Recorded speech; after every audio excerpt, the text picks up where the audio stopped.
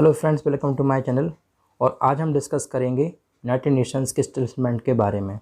तो देखिए, अगर आपका इंटरेस्ट है हिस्ट्री में, डेट्स को समझने में, अगर आप चाहते हैं कि टाइमलाइंस में आपको चीज़ें याद हों और आप उसमें इंटरेस्ट रखते हैं, तो ये वीडियो स्पेशली आपके लिए है।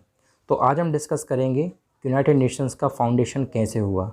तो इस वीडियो में आपको बताऊँगा कि ईयर बाय ईयर ऐसे कौन कौन से सर्कमस्टेंसेस, ऐसे कौन कौन से इवेंट्स हुए जिसके थ्रू यूनाइटेड नेशंस का फाउंडेशन हुआ। तो वीडियो को हम स्टार्ट करते हैं। तो सबसे पहले यहाँ पर लिखा हुआ है 1941, 1942, 1943, इस तरह से कंटिन्यूसली 1945 तक की ईयर्स मेंशन है। बट उसके पहले मैं आपको बता दूं कि एक ग्रुप था जिसको बोलते हैं लीग ऑफ नेशंस। तो league of Nations first world war ख़त्म होने के बाद जो कंट्रीज़ थी, इट मीन्स यूरोप, जो कंट्रीज़ थी यूएस, ब्रिटेन, फ्रांस, ये सारी की सारी कंट्रीज़ प्लान कर रही थी कि एक ऐसा इंटरनेशनल ऑर्गेनाइजेशन बनाना चाहिए जिसके कारण फ्यूचर में कोई वॉर ना हो सके। ऑल्दो सेकेंड वर्ल्ड वॉर हुआ, बट फिर भी प्लान इन कंट्रीज़ ने किया, तो वो था league of Nations. League of Nations का ही जो सक्सेसर बना वो बना हुआ यूनाइटेड नेशंस। तो इस तरह से इसकी शुरुआत होती है। अब हम बात करते हैं 1941 अगस्त में क्या हुआ। तो ये जो वीडियो मैं बना रहा हूँ इसका रेफरेंस मैंने लिया हुआ है एनसीईआरटी की क्लास 12th की पॉलिटिकल साइंस की बुक से। तो आप वहाँ भी जाकर देख सकते हैं और इस वीडियो में आप समझ सकते हैं। तो 1941 अगस्त में क्या हुआ आपको मैं वो समझाता हूँ सबसे पहले। तो देखिए, आप लोग जानते हैं कि 1939 से लेकर 1945 तक सेकेंड वर्ल्ड वॉर चल रहा था, लेकिन दुनिया भर के जो भी सुपर पावर्स थे उस समय एक तरफ थी अलाइड फोर्सेस, एक तरफ थी एक्सिस पावर्स।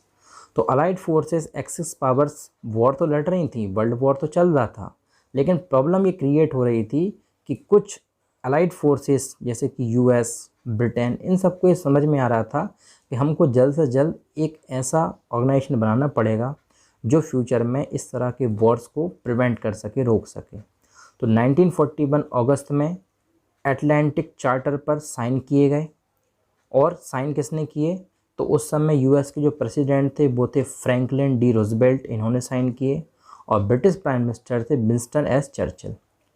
तो अटलांटिक चार्टर पर जो साइन हुआ वो हुआ 1941 अगस्त में। फिर हम बात करते हैं 1942 के जनवरी में क्या हुआ। तो देखिए, यहाँ पर ये जो इवेंट्स दिए हुए हैं, ये जो टाइमलाइन दी हुई है, इसमें जो मेजर इवेंट्स उनके बारे में बताया हुआ है। ओके, और एनसीईआरटी के बेसिस पर इस तरह से आपसे पूछ सकते हैं एग्ज़ाम पेपर में, तो इसका आप ध्यान रखिएगा। 1942 जनवरी में क्या हुआ? 26 allied nations fighting against the axis powers meet in Washington. मैंने अभी बताया आपके लिए, अलाइड फोर्सेस और एक्सिस पावर्स के बीच का झगड़ा था वर्ल्ड वॉर 2 में। तो 26 अलाइड कंट्रीज़ वाशिंगटन में मिले और इन्होंने अटलांटिक चार्टर, जिस पर अभी मैंने आपको बताया जैसा कि US president Franklin D Roosevelt ने और चर्चिल साहब ने साइन किए थे, उसको सपोर्ट किया। और इस तरह से डिक्लेरेशन हुआ कि यूनाइटेड नेशंस बनाया जाएगा। 1943 दिसंबर की हम बात करते हैं, तेहरान कॉन्फ्रेंस डिक्लेरेशन। तेहरान आप लोग जानते हैं, ईरान जो है उसकी ही कैपिटल है तेहरान। तो उसी शहर में ये कॉन्फ्रेंस हुई थी उस समय। और इस कॉन्फ्रेंस में जो 3 पावर्स थे उस समय, या 3 कंट्रीज आप बोल सकते हो, या फिर आप बोल सकते हैं क्या, जो अलाइड ग्रुप था उस ग्रुप के 3 important players, 3 important countries, US, Britain और सोवियत यूनियन, इन तीनों ने तेहरान कॉन्फ्रेंस में डिक्लेरेशन पर मीटिंग की, बात हुई इनकी।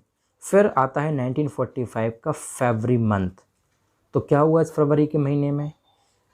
ये जो बिग 3 कंट्रीज़ थी, याल्टा कॉन्फ्रेंस में भी इनकी मीटिंग हुई। क्योंकि देखिए, आप समझ सकते हैं कि यूनाइटेड नेशंस, जिसको आज हम एक वर्ल्ड गवर्नमेंट के तौर पर मानते हैं, उस वर्ल्ड गवर्नमेंट को बनाना इतना आसान नहीं था। बहुत कुछ सोचना पड़ा सभी ग्रुप्स की कंट्रीज़ को, स्पेशली अलाइड फोर्सेस को, कि किस तरह से मैनेज किया जाएगा। ओके, तो रूजवेल्ट, चर्चिल, स्टालिन, ये तीनों 1945 के फरवरी में याल्टा कॉन्फ्रेंस में फिर से मिलते हैं। और रूजवेल्ट यूएस की तरफ से, चर्चिल ब्रिटेन की तरफ से एंड स्टालिन उस समय के यूएसएसआर की तरफ से मिलते हैं और फाइनली ये प्लान करते हैं कि एक वर्ल्ड ऑर्गेनाइजेशन बनाया जाएगा और इसका प्रपोजल भी लेकर आते हैं। फिर सेम ईयर में 1945 में ही अप्रैल मई के मंथ में भी कुछ इवेंट्स होते हैं, वो हम समझते हैं यहाँ पर। तो second month long United Nations conference, 2 महीने की एक लंबी चर्चा होती है यूनाइटेड नेशंस कॉन्फ्रेंस जिसको बोलते हैं, और ये होती है कहाँ पर, सैन फ्रांसिस्को में, जो यूएस का एक शहर है। तो यहाँ पर पूरा डिस्कशन होता है, 2 महीने की बहस होती है इन सभी कंट्रीज़ के बीच में कि क्या यूनाइटेड नेशंस बनाना ठीक रहेगा। इस तरह से सारे डिस्कशन होता है। फाइनली ये डिसाइड होता है कि यूनाइटेड नेशंस बनाया जाएगा। फिर आता है जून का महीना और 1945 में 26 जून को यूनाइटेड नेशंस का चार्टर जो बनकर तैयार होता है इन 2 महीने के डिस्कशन में, उस पर उस समय की 50 नेशंस साइन करते हैं। तो इस तरह से शुरुआत यूनाइटेड नेशंस की हो चुकी थी। यहाँ पर मेंशन है पोलैंड ने 15 अक्टूबर में साइन किए थे, इसलिए 51st नेशन है जिसने साइन किए यूएन पर, और इस तरह से 50 नेशंस के साथ शुरुआत होती है यूएन की। बट अभी भी थोड़ी सी कहानी बाकी स्टूडेंट्स। अक्टूबर 24, 1945 में फाइनली जो आप यूएन डे सेलिब्रेट करते हैं वो 24 अक्टूबर को है। क्यों? क्योंकि इसी दिन यूनाइटेड नेशंस का ऑफिशियली फाउंडेशन हुआ था। ऑफिशियली इसका एस्टेब्लिशमेंट कब हुआ है? अक्टूबर 24 को। इसलिए आप यूएन डे के तौर पर इसको सेलिब्रेट करते हैं। और अगर हम बात करें हमारे देश इंडिया की, हमारे प्यारे भारत की, तो हमारा जो देश है इसने ज्वाइन किया 30 अक्टूबर को 1945 में।